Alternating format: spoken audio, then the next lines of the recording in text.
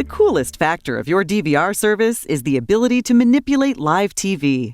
As you watch a channel, the last 30 minutes are recorded in a buffer that makes it possible for you to rewind, stop, and pause the show.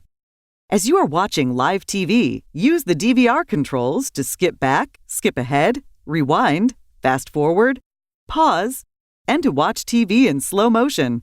Press the rewind button to see something again, or press the skip back button to go back 10 seconds at a time.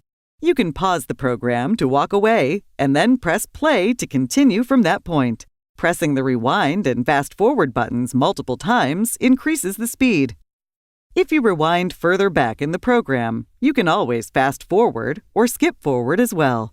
To watch TV in slow motion, press the pause button and then the fast forward button.